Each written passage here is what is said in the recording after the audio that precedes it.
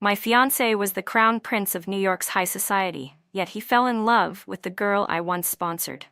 At my birthday party, that girl timidly hid behind Ethan Grant, acting both stubborn and innocent at the same time. "Claire, you only sponsored me for a while," she said softly. "That doesn't mean I owe you anything. Every penny I have, I earned honestly. You have no right to insult me. Ethan would never like a woman like you, someone who only knows how to make money." I smiled without hesitation, withdrew my financial support for her, and at the same time cut off all business cooperation with the Grant family. In this life, I would make them live worse than death. When I opened my eyes again, I found myself back at my own birthday party. The girl from the mountain I had once sponsored, Emily, was wearing the pink diamond necklace I had bought at an auction. Her cheeks were flushed shyly as she followed behind my fiancé, Ethan Grant. Ethan looked confident and imposing. His black suit emphasized his tall, straight figure. With his arm around Emily, he strode proudly through the crowd, a self-satisfied smile curving his lips. In my previous life, blinded by old affection for Ethan, I had pretended not to notice the intimacy between them, and still agreed to marry him. All to help the Grant family secure their position in the business world. After our marriage, I became pregnant, while Ethan brought Emily into my company step by step, giving her opportunities she didn't deserve. On the day I gave birth, Ethan abandoned me, leaving me in agony on the cold floor just to be with Emily. "That child was a trick," he said coldly. "You fooled me into this pregnancy. I don't want it. Get out of my sight, I'm gonna find Emily." Even though I was rushed to the hospital, I fell into critical condition and remained unconscious for a month. No one came to visit me. When I was on the verge of death, I overheard the doctors saying that Ethan and Emily had sold my company's confidential information, causing my parents to suffer heart attacks and die. Meanwhile, the Grant family, thanks to my support, had risen to become the wealthiest conglomerate in the country. The so-called Crown Prince of New York used 1,000 private jets to propose to the poor but determined girl. Hearing that, tears of fury filled my eyes. But in this life, I swore I would never let that despicable couple get what they wanted. Everything they had stolen from me, I would make them pay back 10,000 times over. I swirled the wine in my glass and watched the shameless pair walking toward me. Ethan looked me up and down, the corners of his mouth turning downward. "Didn't I tell you to pick Emily up? Why did you leave her stranded at the airport? Claire, do you even have a heart? It's her first time here. She doesn't know anyone. What if she got tricked or kidnapped? You never really meant to help her. You were just pretending to be kind." Meeting his accusing and disdainful gaze, I replied calmly, "I already arranged for someone to pick her up. She just didn't answer the phone." Ethan sneered. "So what if you went yourself to get her? Rich girls like you are always arrogant. You'll never be someone like Emily." I laughed, pointed at the necklace around Emily's neck, and said coldly, "You're right. How could a woman like me ever become a cheap, manipulative girl like her?" Emily's face turned crimson. She shrank behind Ethan, tears glimmering in her eyes. Hastily, she took off the necklace and held it out to me. "Claire, this was a gift from Ethan," she said nervously. "I didn't know it belonged to you. Besides, he's the one who brought me here. Yes, I'm poor, and I grew up with your sponsorship, but I never asked you for anything. You offered to help me on your own. You have no right to humiliate me." Her eyes were slightly red, glistening with that same false innocence I had once been foolish enough to believe. With her look of pitiable innocence, Emily pleaded again. I gave a cold smile, took the necklace from her, and threw it straight into the trash. "Yes, you never asked me for anything," I said. "From now on, I won't give you anything either. Consider what I gave you before as food for dogs. Whether it's college or anything later on, you won't receive another cent from me." Emily seemed to force a small smile, but tears immediately welled up again.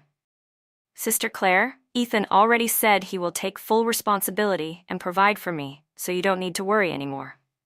Slower, she added, "I have Ethan to take care of me now. Why do I need to go to university? Being by his side and taking care of him isn't better?" Ha, at last her sly fox tail showed itself.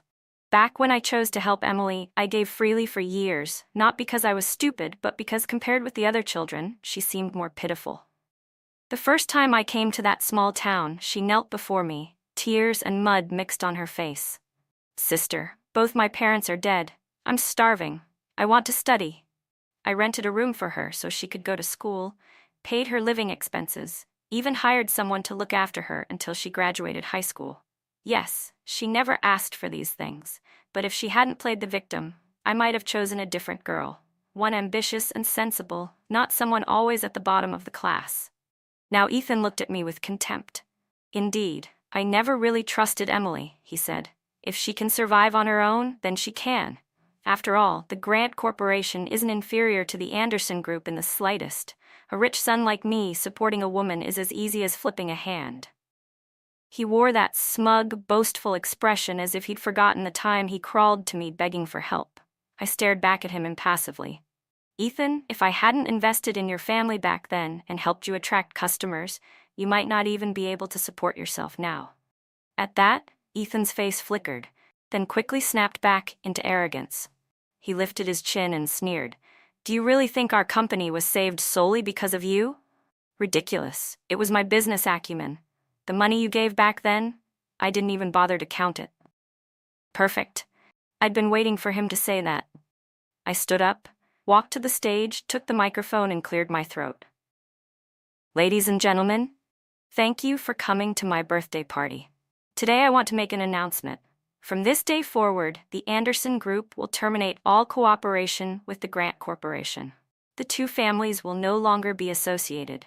As for Ethan Grant, now that he has someone else by his side, I volunteer to withdraw and cancel our engagement. From now on, there will be no relationship between him and me." The moment those words left my mouth, the hall erupted. Everyone turned to look at Ethan. His face drained and flushed in turns, but after a few seconds he regained composure and stalked forward with proud arrogance. "Humph. The Anderson Group worked with us for years, but now we've parted ways. They can't keep up with our pace of development. Severing ties is inevitable. And Claire, she's nothing special. From now on, the Grants and the Andersons are completely unrelated." The ungrateful man's true face was finally exposed as he brazenly stepped down from the stage. Ethan put his arm around Emily and walked out, completely ignoring the shocked, disdainful, and pitying stares from everyone around. Because aside from him, everyone in that room knew the truth. Without the Andersons, the Grants were nothing. The birthday party ended in chaos, but I didn't feel sad. All I felt was disgust. Ethan and I had grown up together, childhood sweethearts. Back then, he was gentle, attentive, and kind, but only to me. Yet as we grew older, I slowly realized he was simply using our closeness to win favor with my family. Even so, when his family fell into crisis and the burdens piled up, I didn't hesitate to help him. At that time, I had just graduated. Above me was my cousin who managed the company, and below me, my younger nephew. My path into the family business was full of obstacles. But I gritted my teeth and climbed step by step. After 2 sleepless, exhausting years, I finally proved myself and earned the recognition of the company's senior executives. That was when Ethan called me, sobbing miserably over the phone. "Claire, I'm about to lose everything," he cried. "It hurts so much. I'm not even worthy of you anymore. Claire, you know what I want most? I want to build a home with you." In my previous life, I let emotions cloud my judgment. I risked being expelled from the company, poured money into his family's failing business, and ran everywhere to help him build connections. A pile of scrap metal. That's what I turned into gold with my own hands. But now, the man who gained fame and fortune because of me acted as if none of it mattered. His tears back then had turned into pig fat, thick, greasy, and revolting. In the end, those two ungrateful wolves were truly made for each other. I had been too soft-hearted before, raising 2 poisonous tumors with my own hands. Now, I would make sure to cut them out completely. When I returned home, the news had already reached my parents. My father adjusted his glasses, his expression one of relief, as though a great weight had been lifted. "Claire, you've finally come to your senses," he said. "Even though our family and the Grants have known each other for generations, anyone can see that Ethan Grant isn't trustworthy."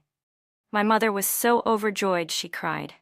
You used to act like you were possessed, always running to help him, she said tearfully. You made your grandparents so angry back then. No matter how much we tried to talk sense into you, you wouldn't listen. From now on, sweetheart, you'd better keep your eyes open. I nodded. Don't worry, Mom, Dad. From now on, I'll focus all my energy on my work. I won't let either of you worry about me again. That evening, Mr. and Mrs. Grant hurried over to our house, apologizing nonstop. Claire, Mr. Grant began with a weary sigh, our two families have been close for generations. We can't let this one incident destroy everything. It's all that foolish boy's fault. He was impulsive, but he's still young. Don't be too hard on him. Mrs. Grant's eyes were red, and she spoke quickly, her voice almost pleading. It's all because of that fox of a girl, she said bitterly. I don't know where she came from, but she dared to seduce my son. Men are easily blinded by temptation. He just made a mistake any man could make. Claire, please forgive him. I promise he'll never do something like this again. Having lived next door to the Grants for years, I knew exactly what they were thinking. They were terrified of losing my family's support. They didn't truly believe their son was wrong. They just knew that as long as I wasn't officially married into their family, they still had to bow their heads and apologize. In the past, out of respect for Ethan, I had always been polite to them. But now, I didn't hesitate to respond coldly. I already have everything I need, I said firmly. I don't have to dig through the trash to pick up something someone else threw away. My words were sharp, and their faces changed instantly. I smiled faintly, softening my tone just enough to make it sound like finality, not cruelty. Mr. and Mrs. Grant, Ethan is an adult. He needs to take responsibility for his own actions. That mix of calm firmness and quiet strength left them speechless. Their expressions darkened, and neither could say another word.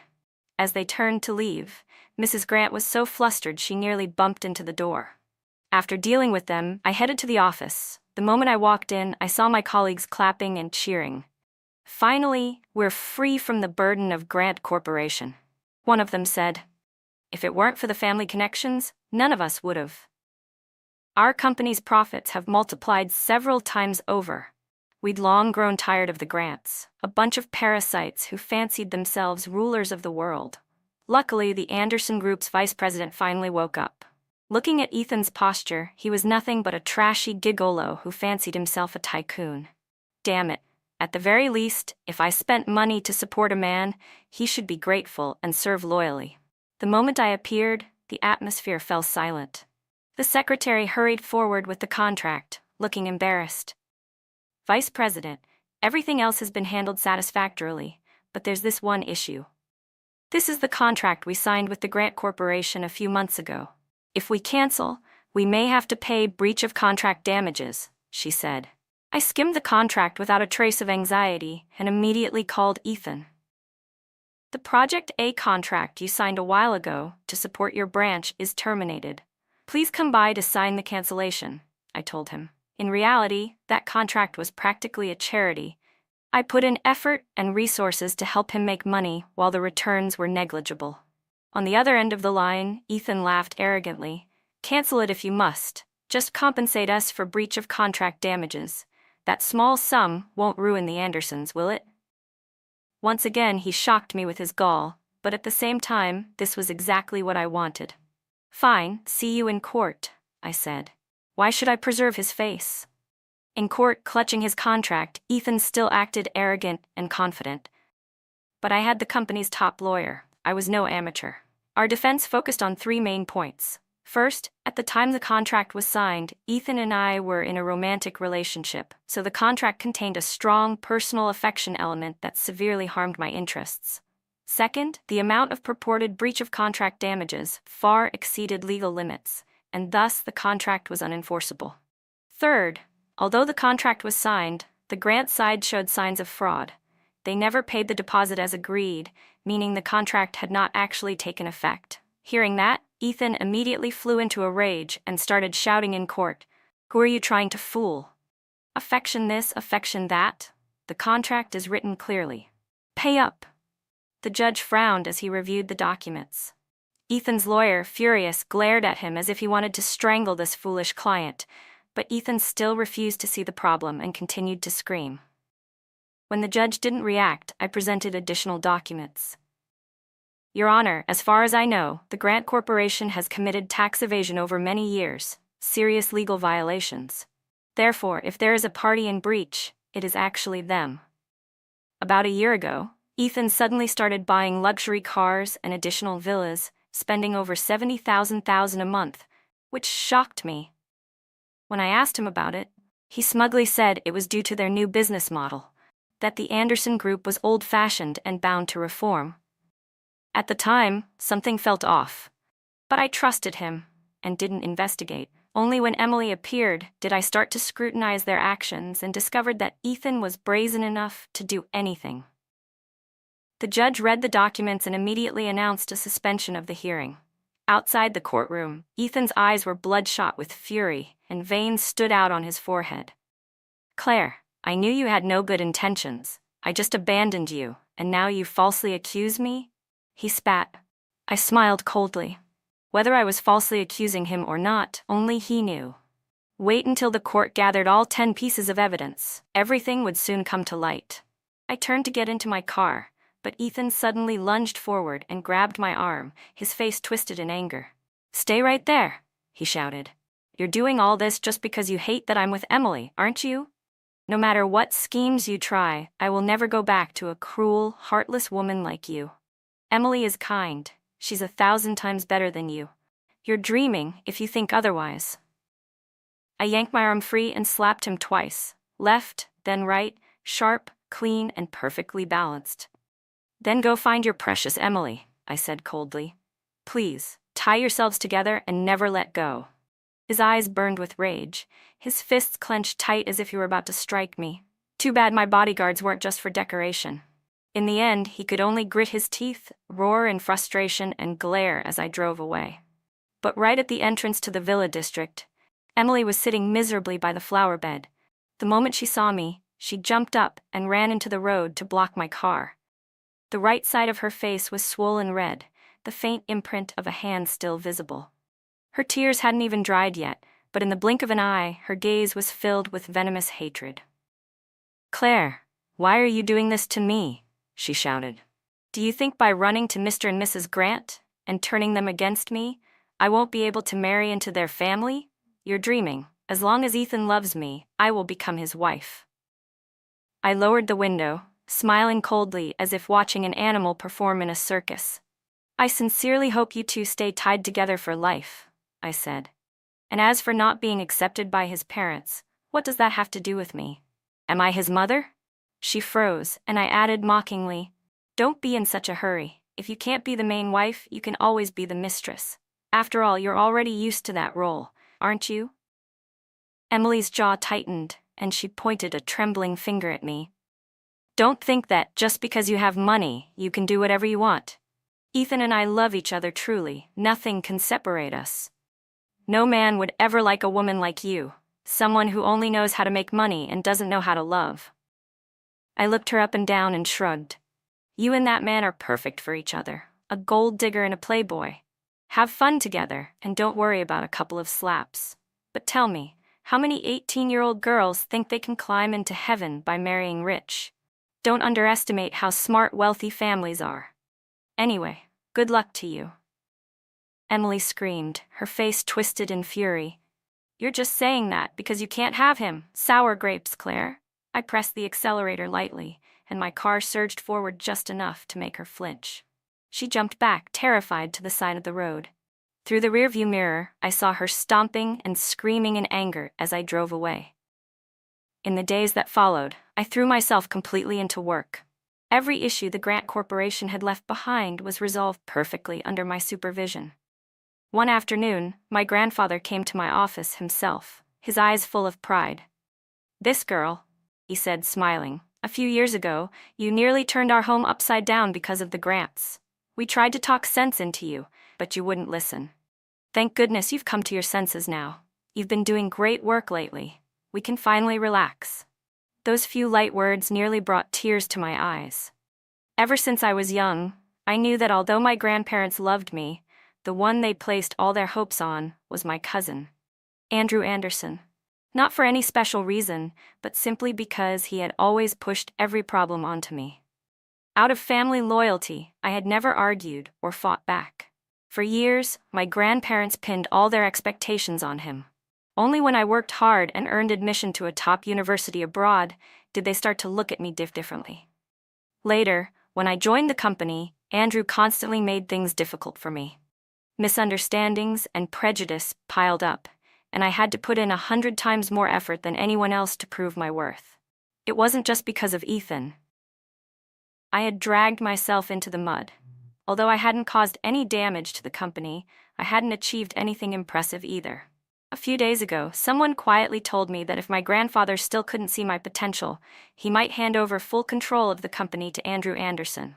But now, my grandfather was finally at ease, and for the first time in a long while, so was I.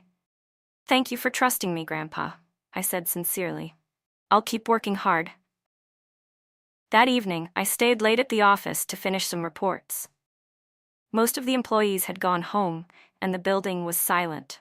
Suddenly, the door opened a crack, and Andrew stepped in, dressed head to toe in designer clothes, a mocking smile tugging at his lips.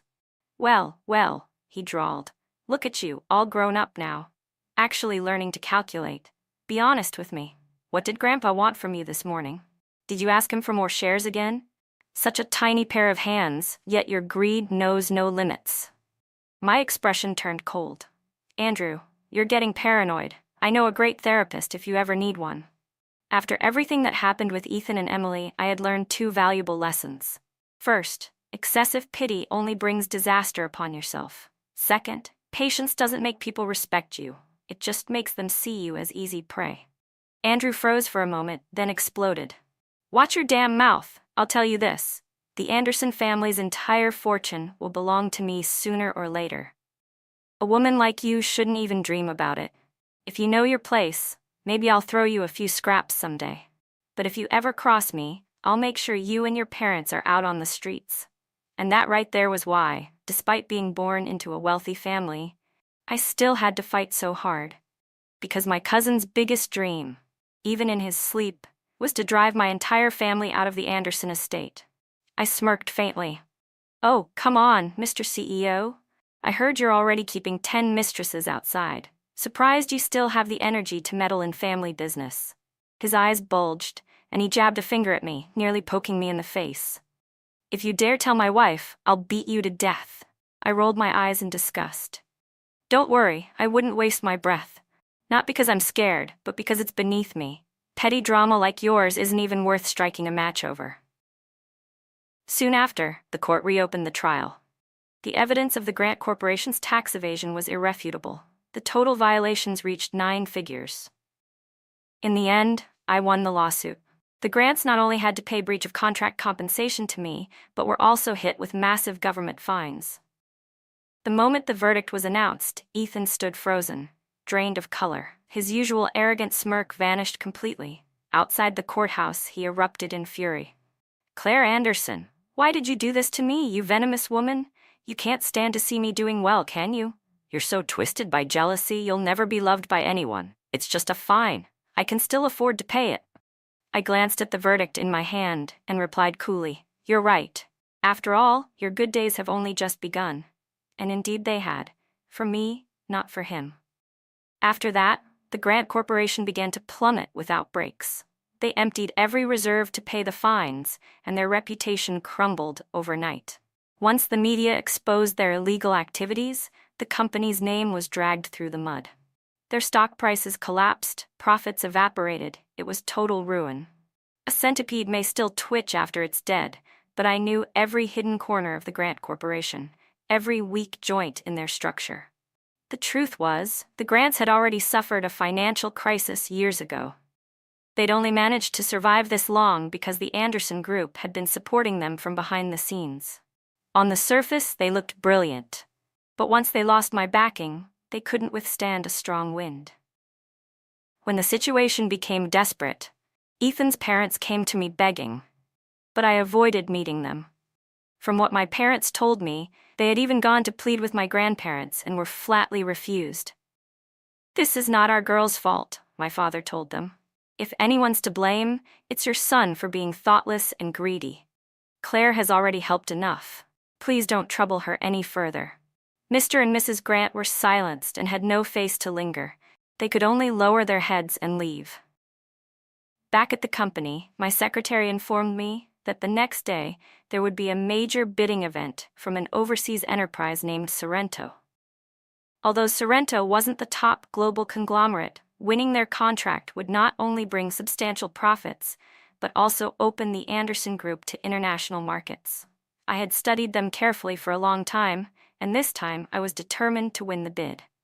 On the bidding day, many major firms showed up. Several CEOs attended in person. In the crowd, I saw Ethan clutching a stack of documents, muttering to himself like a grade school kid trying to memorize lines.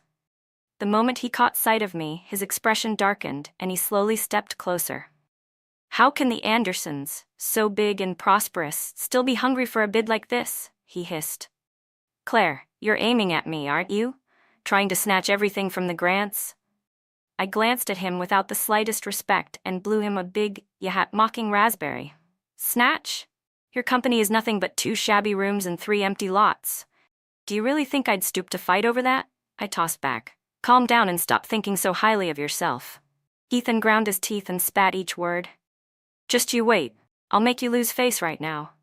With that, he stormed off, fists clenched in fury. I smiled coldly to myself. What an idiot. Mr. and Mrs. Grant were audacious to the end, still treating that foolish Ethan like some last lifeline. Fine. I was curious to see what stunt he planned next. The meeting officially began. Each company submitted their proposal and presentation in turn. The selection committee reviewed everything carefully and eventually shortlisted 5 names: the Anderson Group, the Grant Corporation, and 3 other major city firms: the Lynn Group, the Tao Group, and the Gomez Corporation. Each company was asked to give a brief intro and then present their detailed plan. After presentations from the Lynn and Tao groups, the committee nodded in approval. Next, they invited the Anderson Group's CEO, me, to present. I stood up and adjusted my tone, preparing to speak, when a loud, unpleasant voice cut through the room. "Miss Claire is a notorious scammer," someone shouted. "Just a few days ago she swindled a lot of money from our company. If you cooperate with her, the consequences could be unpredictable." As expected, Ethan started acting out again. The committee paused, several directors casting curious looks my way. I kept a calm smile and did not lose my composure. "It's true I recently had a lawsuit with the Grant Corporation," I said evenly. "But I won that case. You can trust in the fairness of the law. No fraudster can remain above the law indefinitely. This is an important part of the bidding session. Please allow me 10 minutes to present my plan." The directors murmured among themselves, then pulled my materials out to review again. "Her plan is impressive," one of them said.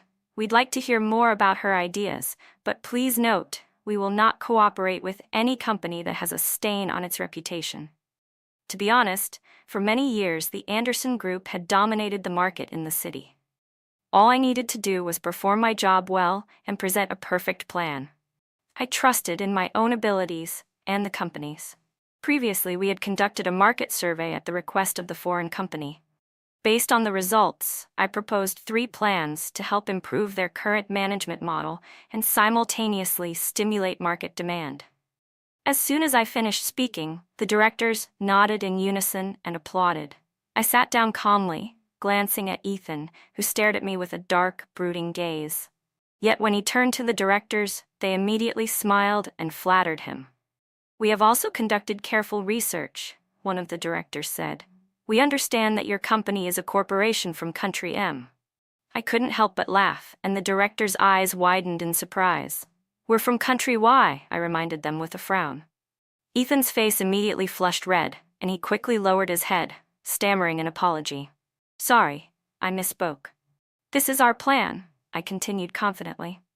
Ethan was so flustered that sweat ran down his face, and when he sat down, he almost toppled over. After a short 10-minute discussion, I stood up to announce the result. "It's truly an honor to meet all of you today," I began. "Each plan has its own strengths, but given the current situation, we find the Anderson Group's proposal the most suitable. It's clear that our CEO has prepared thoroughly and demonstrated absolute sincerity. If this project is entrusted to her, we can be completely confident in the outcome." Ethan immediately shouted in protest. "On what basis? We've prepared thoroughly too. She just has a strong family background. You're being biased, unfair." I glanced at him, my tone dripping with sarcasm. "Oh, you prepared so thoroughly that you didn't even know which country the company belonged to? Your plan lacked coherence, your analysis was nonsense, and you tried to memorize it at the last minute, yet you couldn't remember 2 sections. You expect anyone to cooperate with you based on what? Your empty words?" Ethan's veins bulged on his forehead as he screamed and lunged toward me. Unfortunately for him, my bodyguards were already waiting and immediately restrained him, though that kicking him back a few steps. Grandpa had already been waiting for me in his office for the good news. "Excellent, very good," he said. "The order isn't huge, but it's always been hard to win. Andrew ran around a few times with no clues, yet in the end it was a little girl like you who won it. Indeed, the waves behind sweep away the ones ahead. It seems you've truly developed your resolve." Coincidentally, the head of the sales department had just resigned. Grandpa smiled and said, "You take over to celebrate. Call everyone, your parents, your uncle and aunt, to join in the celebration." Later, at the VIP suite of the hotel, Grandpa raised his glass to toast me, praising my achievements endlessly. Andrew sat to the side without raising his glass, his tone full of disdain. "So what if you got this contract? At most it's just over $1 billion. Was it necessary to make such a fuss? Outsiders might think the Andersons now depend on you." Grandpa's expression darkened, and I no longer bothered to restrain myself. "Grandpa, they told me today that they never refused to cooperate with the Anderson Group. It's just that in the past, my cousin kept scheduling meetings with them, but always arrived late, acting arrogantly as if the world revolved around him. In the past, he had constantly gone behind my back, bad-mouthing me to Grandpa. Now the roles had reversed, and besides, everything I said was the truth." Grandpa's face grew increasingly dark.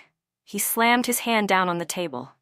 "Andrew Anderson, all those years of your frivolous play I could overlook, but there's one thing no one is allowed to touch: the interests of the Anderson family." Andrew froze, cold sweat breaking out on his forehead. "Grandpa, don't listen to her nonsense," he started to protest, but before he could finish, Grandpa brought the cane down sharply 3 times on his thigh, his voice stern. "Do you think I don't know everything you've done? How much loss have you caused the company over the years? I think the position of head of the sales department is best handed to your sister."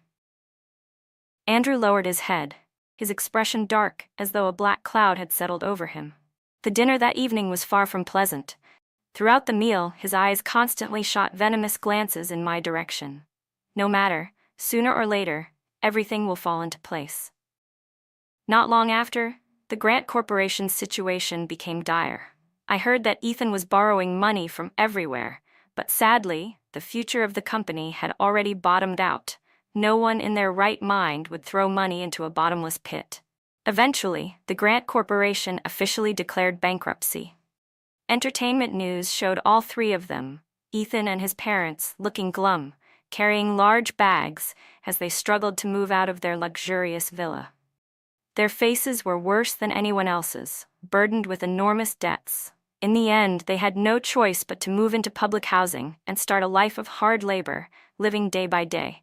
Meanwhile, Emily didn't seem to care at all, but I didn't rush. Lately, my cousin had also been missing in action. Grandpa was furious for days, unable to smile, while my uncle and aunt were anxious beyond measure, not knowing where he was or what he was doing. I, however, knew. Over the years, I had been quietly supporting Emily through the household staff who cared for her. I had gathered plenty of interesting information. For example, during her high school years, she had paid no attention to her studies. At first, she tried to associate with a few wealthy boys at school, but no one noticed her. By the summer of 11th grade, when she came to me to complete her sponsorship paperwork, she stayed a few days and immediately latched onto my cousin Andrew. For years, the 2 of them had an entangled relationship. After the college entrance exams, when she arrived in the city, she still sought him out. Considering Andrew's flirtatious nature, A spoiled man who always saw women as playthings and never lacked attention from them, Emily had no chance of becoming the only one. So after a night of pleasure, Andrew never made any promises to her. Emily's hopes for him were completely dashed. And she turned her attention to my fiancé instead. As I see it, no one should be greedy for things that don't belong to them. It only leads to dangerous illusions. Yet I had given her too much, to the point where she became hungrier for greater things. Now, with the Grant Corporation bankrupt, she could no longer find financial support from Ethan, so she had to return to her last resort, Andrew. And Andrew, as always, had never refused any woman. Yesterday, someone reported to me that Andrew and Emily had gone to a hotel, joined by several of his other mistresses. A life spent in such indulgence is bound to bring consequences sooner or later. When Andrew returned home, he looked visibly thinner. My uncle and aunt were heartbroken, showering him with concern and questions, while I focused solely on my work, continuing to create greater value for the Anderson Group. Grandpa often scolded Andrew, and sometimes even lost his temper and slapped him, but Andrew was so lost in lust that he was beyond saving. Rather than take immediate action against Emily, I preferred to sit back and watch them tear each other apart. The fire only grew, and my job was simply to stand on the riverbank with my arms folded and enjoy the show. Anyway, I trusted that Emily was smart and ambitious enough to find her own way out. Just as I expected, Andrew stayed away from home for days. My people reported that he and Emily had gone into the maternity ward at a hospital, and he came out looking as black as a pot, while Emily looked excited and agitated. By coincidence, a friend of mine who is an attending physician at that hospital checked for me, and the result was as I suspected. Emily was pregnant. I didn't know how they planned to handle it, but perhaps they no longer had any chances left. That morning I drafted a short message and sent an MMS to my sister-in-law, Olivia Gomez, who was traveling abroad, a photo of Andrew at a hotel partying all night with his string of mistresses, and attached the prenatal exam report for Emily. The message contained only one line. "Sorry, Olivia. Andrew says when our child grows up, he'll take me home and kick you and your old woman out into the street." Seconds later, my phone started ringing like crazy. Olivia called frantically. I looked at the screen, smiled, and calmly declined the call. Olivia flew back in a rage, stormed into the house, grabbed Andrew by the hair, and dragged him out to the doorway. As a privileged daughter of the Gomez family, she never had the patience to endure such humiliation. Andrew, shamefully drunk, sneered. "If you want to call it cheating, fine, but don't play dirty. You're poor and you like to provoke, huh? You even let some outside woman get pregnant and plan to raise the child to snatch my inheritance later? Go to hell, you bastard." When he realized what was happening, he exploded. Without hesitation, he slapped Olivia across the face with no remorse. "Don't be ridiculous. If your family forced me to marry you, do you really think I wanted it? You act like you own me. Get lost." They began fighting violently. The child nearby wailed in terror. My parents and my uncle and aunt rushed in to stop them. In the end, Olivia was beaten until her face was swollen and bruised. With tears streaming down, she shouted before leaving, "Andrew, I won't let this go." She took the baby back to her parents' home, and Grandpa was so furious he slapped Andrew across the face, ordered him to kneel before the ancestral tablet, and demanded an apology. Andrew, going mad, snapped back, "Why should I kneel? You old men are dying soon. Do you think you can still hand everything to that brat?" Grandpa was so enraged he suffered a heart attack and had to be rushed to the hospital that night. Olivia immediately filed a lawsuit, citing adultery, to demand a division of assets. Although Andrew's share of stock wasn't large, a significant portion was carved away. Still unsatisfied, Olivia's anger didn't subside. I kindly gave her Emily's address. After all, Olivia's family had ties to organized muscle. They were not people to be trifled with. The end of Emily came soon after. One day a woman appeared on the street, her body covered in wounds and blood pouring from her lower abdomen. When I checked the news, I realized it was Emily. She trembled, could barely stand, her eyes rolled white, and her mouth convulsed, and she was finally carried straight into the hospital. Grandpa had regained consciousness after emergency treatment, and Andrew knelt by his bedside, slapping his own face as he wept and begged, "Grandpa, I really was useless. I was drunk that day and spoke recklessly. I know I was wrong, please forgive me. The moment he finished speaking, he pointed at me with a voice full of resentment. It's all her. She went and tattled to the Gomez's. If it weren't for her, I wouldn't have divorced, and the Anderson family wouldn't have lost such a huge sum. Grandpa's doctor said his health was fragile, and that if he intended to make a will, he must think carefully. You are the true heir. Only you can carry on the Anderson name. Furious, Grandpa suddenly collapsed back into unconsciousness. After 3 hours of emergency care, he woke up again. This time, my parents stood guard at the door and refused to let Andrew enter. He raged in the hallway while Grandpa, wincing in pain and clutching my hand, said, "Now I see through him. That beast cannot shoulder our affairs. From now on, Anderson Group will be in your hands. When I recover, I will sign the transfer of shares to you." Hearing that, Andrew went mad, pounding on the door and yelling that Grandpa was a wicked old man. Grandpa ordered the security guards to drag him out and give him a good beating, then forcibly remove him. After that incident, I stayed by Grandpa's side to help him recuperate. And once his condition stabilized, he quickly completed the paperwork to transfer shares to me. He said he needed time to rest and that from now on, company matters would be entirely my responsibility. Once I had assumed control, I summoned Andrew. Looking at the hatred in his eyes, I only smiled and said slowly, "For the sake of family, you have 2 choices. 1, there's a renovation project in Africa. I'll put you in charge of it so you can hone yourself there. 2, you can go out and find another way to live." He instantly flew into a rage and lunged at me as if to choke me. "By what right do you order me around? I won't accept this. Get out." After a violent struggle, he was restrained and beaten senseless by the guards. But this time he finally started to sober up a little. Full of resentment, he gathered his luggage and left quietly, flying straight to Africa. My people later reported that after waking in the hospital, Emily had lost the baby and was covered in injuries, severe and minor, but she didn't dare report it to the police. After a few days of rest, she finally sought out Ethan. By then, Ethan was working as a laborer on a construction site, his reputation ruined and blacklisted, so no one would hire him for office work. When he saw Emily, his eyes lit up. "You see, Emily, I know you're not that kind of girl who only chases money. I might be poor now, but I'll rise again." Emily recoiled in disgust and extended her hand with a bitter tone. "You told me to refuse Claire's sponsorship. Now look, I don't even have money to go to college. You must give me money." Ethan's smile died and his face darkened. "My family's drowning in debt.